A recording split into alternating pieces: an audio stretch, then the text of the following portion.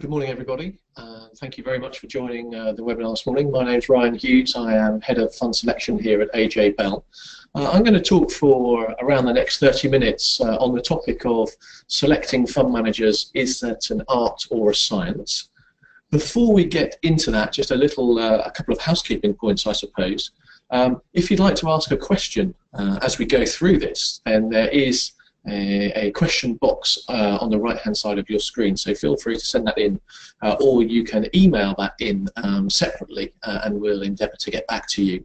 If you're watching this broadcast on a recorded basis, then you can email your questions in and we'll get back to you as well.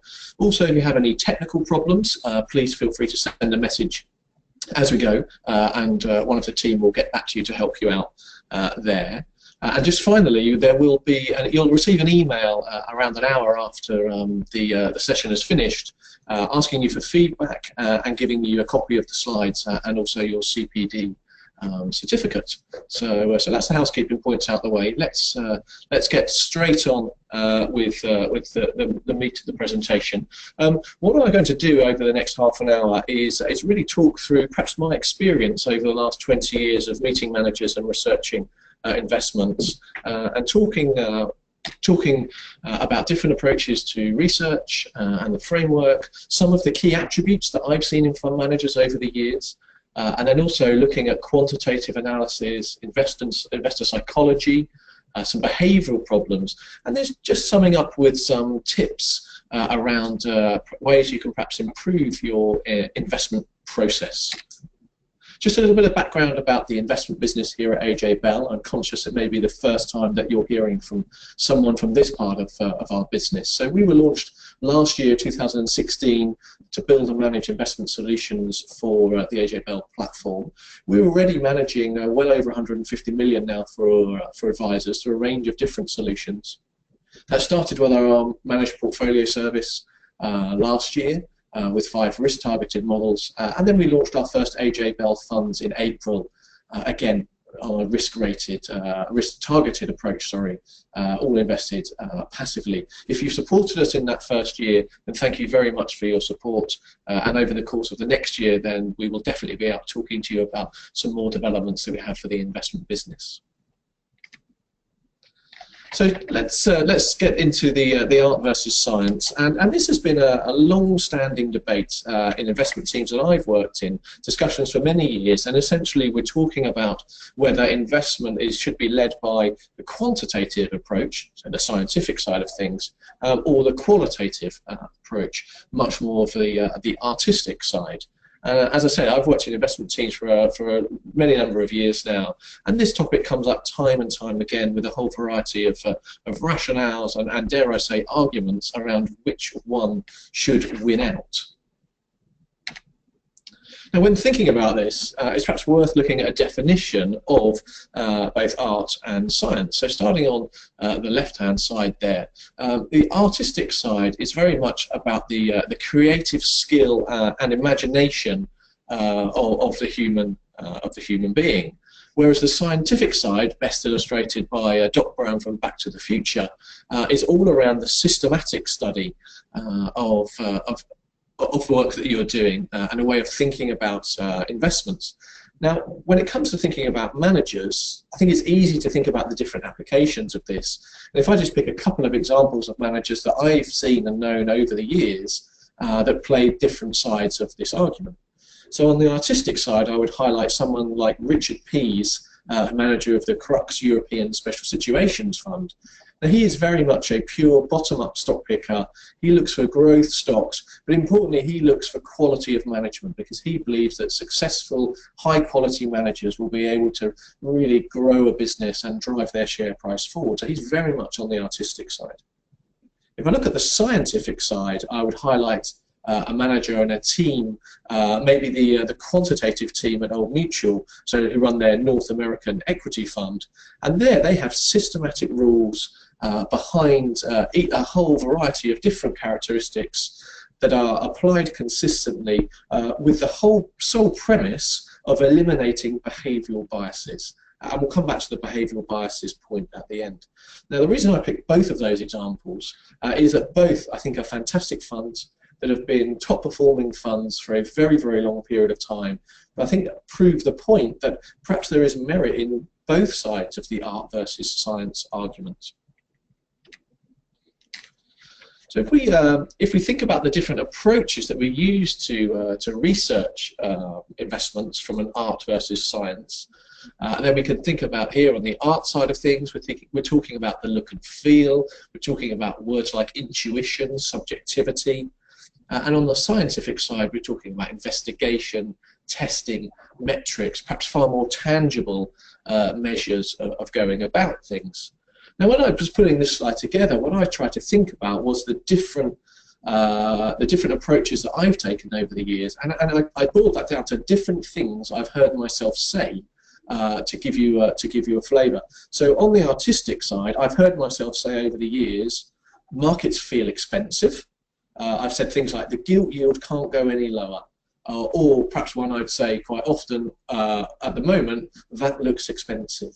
Now, all of those statements you probably have heard fund managers say, you may even have said yourselves, but clearly they're just subjective statements not backed by any real data and metrics and hard evidence. Now, on the scientific side, looking at other data, then I've said things like that PE is lower than its long run average, or the price to book level is at a 10-year low, and you can see that those two statements are very much based around very specific metrics and testing that are quantifiable, whereas my previous statements were much more subjective. And certainly I've used both of those approaches over the years to research different markets and different managers. Now, this debate has been a long debate, and there's a lot of text on this slide, but there's a good reason for it, because when I was researching putting this together, I found a really interesting article from The Spectator that dates back to 1956, and this is not new. And if you see on this, investment is not an exact science. If it were, the stock exchange would long ago have imposed professional exams for admission to this club. And it just made me think how times have changed. Obviously, from your perspective, in terms of the number of exams you now need to sit, and the way that that the industry has become much more professional. And back in 1956, it was very, very different. In this article, they talk about things like investment flair, very much on the artistic side.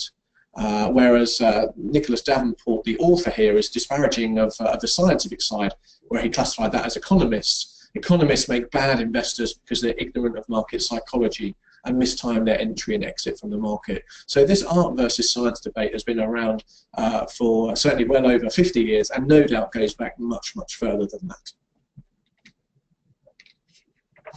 Now, to me, over the years, the secret of successful investing comes down to process.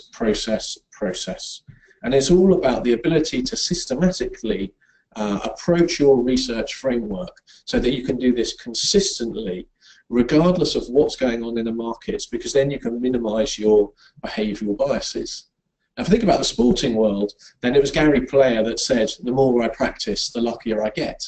And I think that adage is absolutely true when it comes to investing, when it comes to understanding markets. Now, this framework here was put together by Russo and Schumacher around winning decisions. And I think it's a very simple way of categorizing the importance of putting in hard work and having a good process. So if you have a good process and you get a good outcome, then clearly that's deserved success. If you have a good process and get a bad outcome, now that's just bad luck.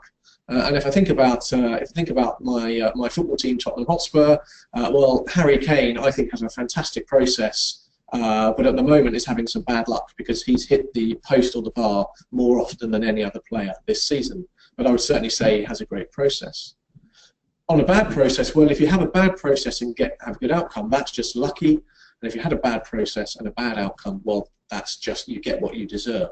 And I think we can think about this framework when it comes to managers and the way that they work and the way that they approach their research. And when you interview these fund managers, you can over time determine who has a good, successful, repeatable process, and perhaps those that are not quite so robust and maybe have good results in the short term, but that it could be put down certainly more to luck. So moving forwards, this diagram is a simple framework that I use to understand how a manager I'm interviewing or researching thinks and behaves. Now, you will all have your own investment process, and you may well have very similar frameworks or quite different frameworks. There is no one magic recipe to go through this piece of work.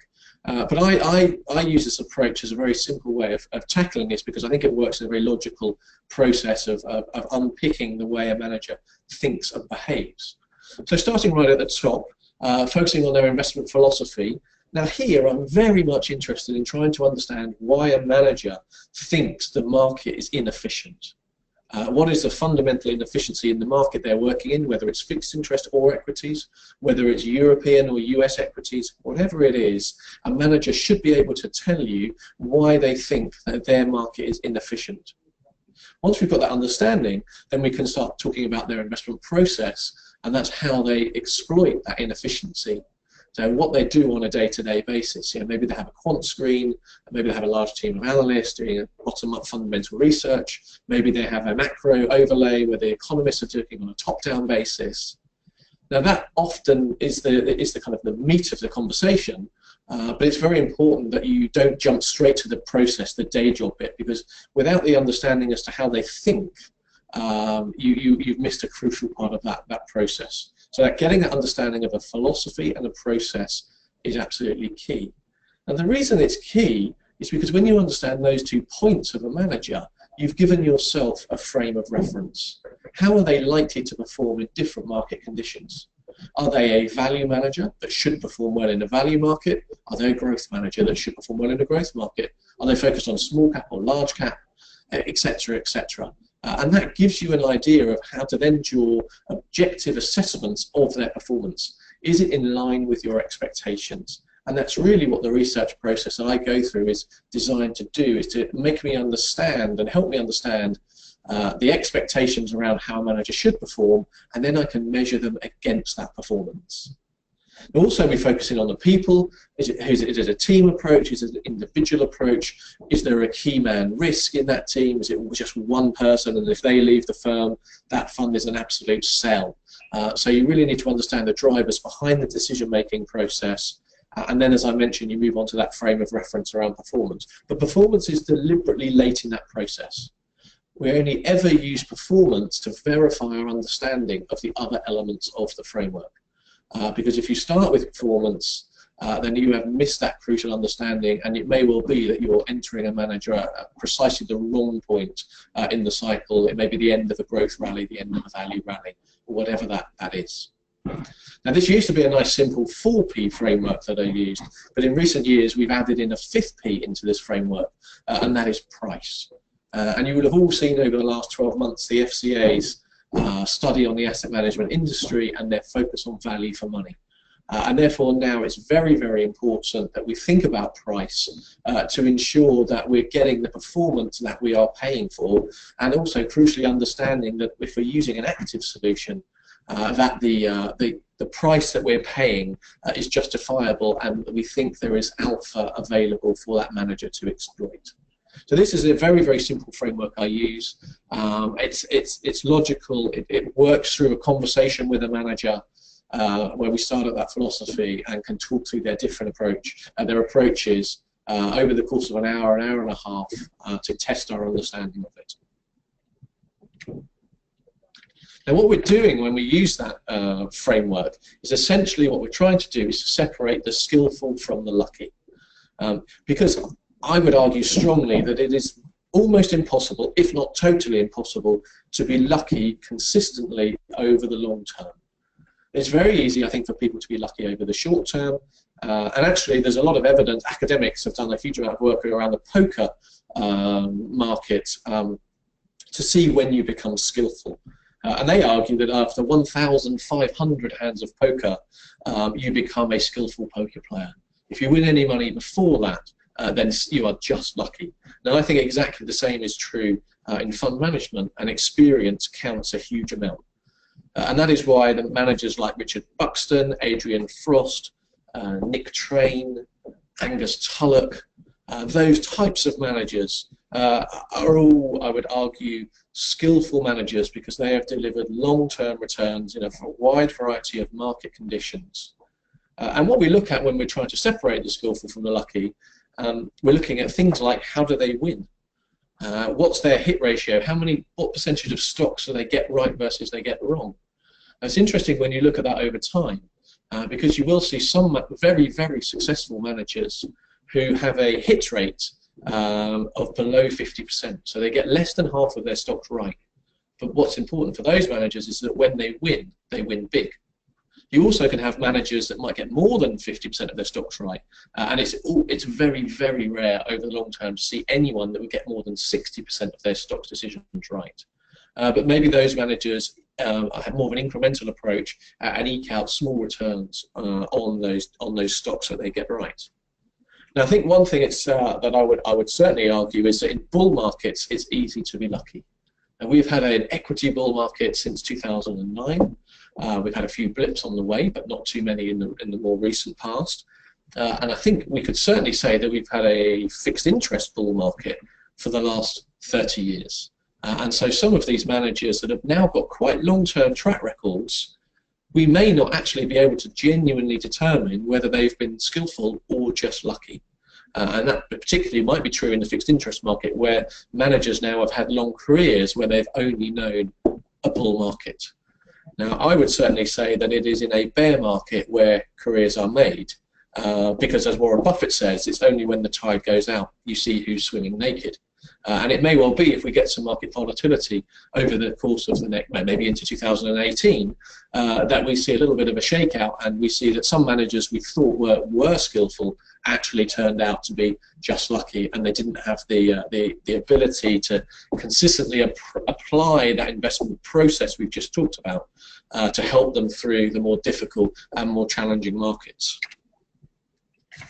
And essentially, when we think about what we're actually looking for, it boils down to this chap here, and the musical amongst you will know that this chap is the Edge from U2, and that's really what we're looking for from our fund managers. So the key characteristic we're looking for to understand is what is their edge? How do they exploit that market inefficiency better than the average manager? Excuse me.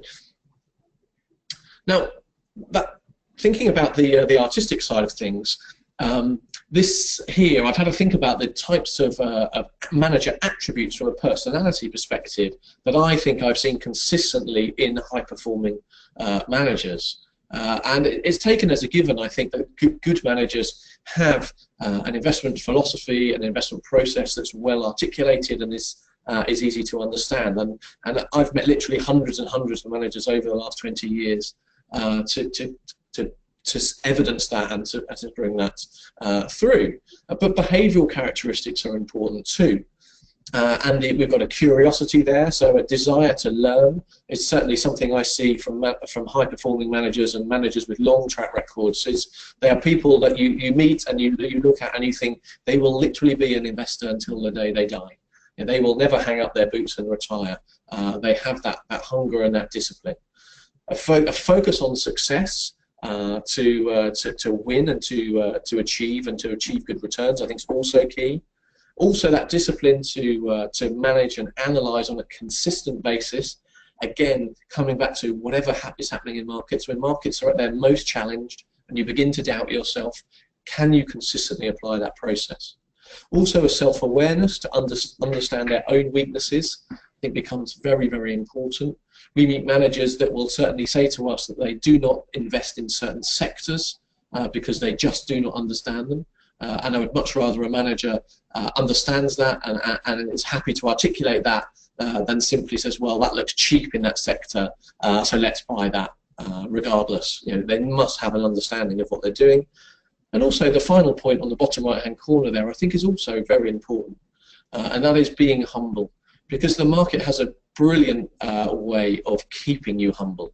When you get above yourself, when everything's going well, you've got good performance, I think it's important to remember that the market does mean revert from time to time, and it is very quick, I think, to bring you back down to earth And so that humility is important. So just to remind yourself that you do not always know best. If you hear a manager say, "I'm right, the market's wrong," and they're absolutely adamant with that, then I see that generally as a signal to move away from that manager, as they're getting I think, a little bit overconfident in their area. So what about using quantitative analysis, so on the more scientific side of things? Well, I see quants as very, very useful, but I would also strongly argue that they don't give you the answer. They are backward-looking. They are a snapshot in time. So you need to also use them appropriately. Now, at the moment, one of the ratios you may use would be something like a Sharpe ratio, and that would be one that you need to be, I think you would need to tread carefully of at the moment, because the key input in the Sharpe ratio, the volatility element, is artificially high because market volatility has been so low. So whereas we would typically say that a Sharpe ratio of around 2 is excellent, at the moment you can see some Sharpe ratios in excess of that, and that would need to be taken with a pinch of salt, I think, at the moment, because the volatility element is so low. But the quant process that you can use and that we use is really a way of us of understanding the performance profile of a manager, helping us understand and verify their articulated investment process, and understanding where the risks are coming from. This here is just some of the key ratios that we look at, and no doubt that you will look at as well. So looking at things like alpha, are they delivering excess returns above their benchmark? The beta of a strategy, so how sensitive are they to the market? So a beta of more than 1 will mean that when the market moves either up or down, that the fund will move in a greater degree, a greater manner than the market. If it's less than 1, it should move less than the market. Sharpe ratio we've just talked about there, and perhaps one you don't use quite as much might be the information ratio. Now this is, I think, is a very, very useful manager because it is a measure of consistency when used over time. Now what this is looking at is it's saying, is the manager's active stock bets, are they delivering returns? So the mathematical element of this is the excess return divided by the volatility of the excess return, and it is a very, very useful measure, I think, to understand that consistency. So a good information ratio for a manager is above 0.5, and when looking at the markets over the last 5 years, and then 10% of funds in the whole of the IA sectors, which is around 3,700 funds, 10% of funds have an information ratio of above 0.5. When we look at that over 10 years, there are only 2% of funds that have an information ratio of 0.5.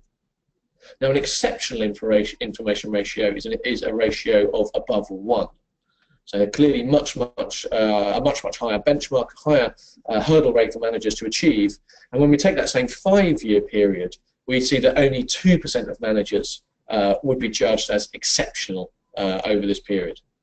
When we extend that period out to 10 years, that number falls dramatically. In fact, there's only 5 funds out of 3,700 funds that have an information ratio of above 1 on a 10-year basis. Now, 2 of those are money market funds, and I think that the information ratio is not a good measure for money market funds, so I would discount those.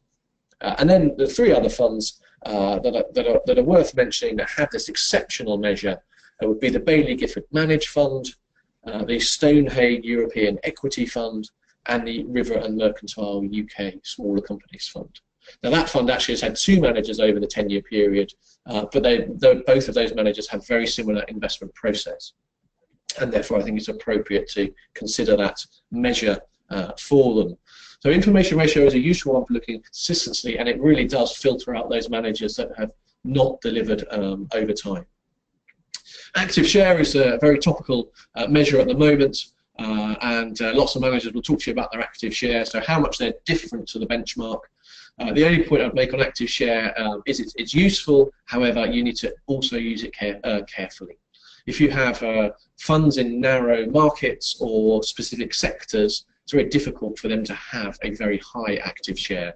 And whilst mathematically it would be said that a fund with an active share below 80% is a closet tracker, you will see some sector-focused funds that fall quite a way below that number, when in fact they are indeed very, very active. Just moving on to investment psychology, just a nice quote from Benjamin Graham here: "The investor's chief problem, even his worst enemy, is likely to be himself." And I'm sure you've met clients over the years that you could apply that to. Excuse me. The next slide here, you may well have seen this one before. This is the investor emotion cycle, and it's a really nice way of capturing the different phases of investor psychology that people go through.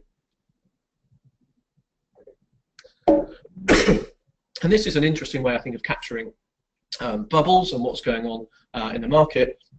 And you can follow this through from starting on the left-hand side there with optimism, and then as the stock goes up, we get excitement, thrill, euphoria, and then of course we tip over the top there, and things start getting a bit more difficult, and we fall into anxiety. And we go right down to the bottom of that cycle where we get a level of capitulation and despondency, and then of course we ride that cycle again. Now this is a classic cycle that you see of investment bubbles.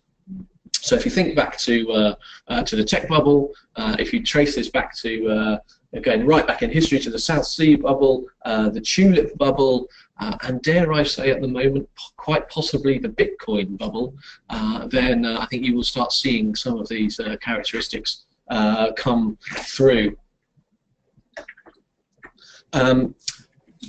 Also, if we think about this another way, then what we get is this fantastic cartoon that I use quite a lot, which sums up, I think, how the market reacts in different market conditions. If we start at the top there, I've got a stock here that could really excel, and then of course different people hear different things. Really excel. Someone hears sell, and then of course we get the full panic there. Sell, sell, sell, until we get the capitulation, and someone says goodbye, and then of course someone hears buy, and buy, buy, buy.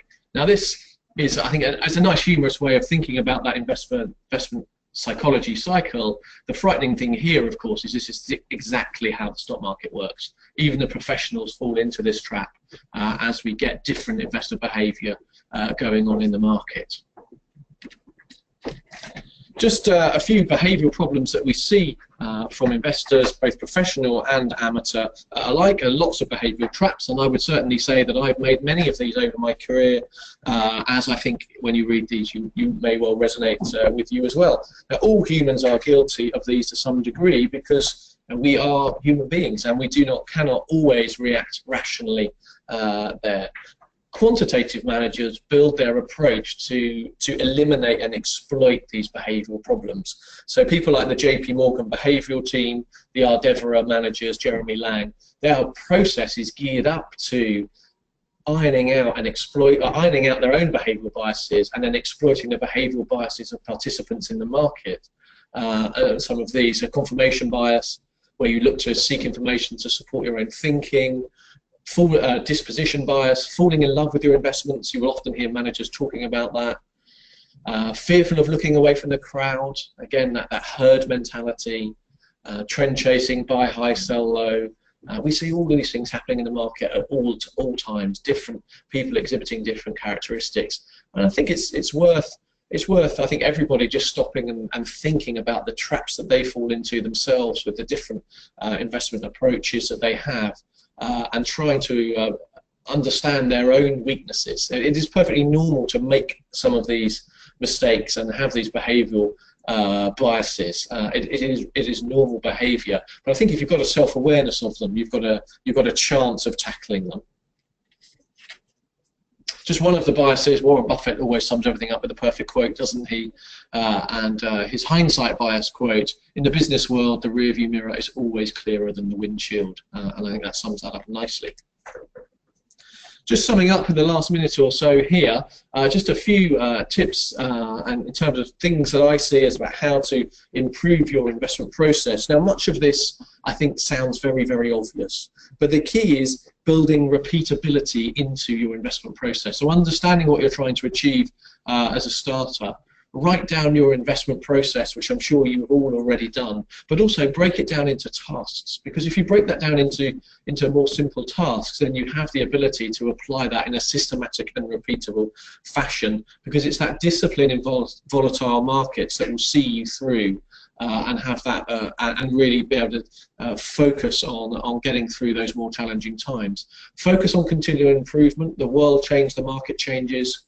2 years ago, no one was talking about active share, for example, and now lots of people are. So you need to evolve your investment process to think about how different parts of the market evolve, and also be patient. That would, of course, be something that I think is lacking for so many investors in the market at the moment. So a few things to remember here is fear and greed. So coming back to those behavioural problems, fear and greed do result in irrational decisions. You know, when we were in those very fearful or very greedy phases, people make silly mistakes. Now, you will always make mistakes with investing, but the key is to recognise them and deal with them.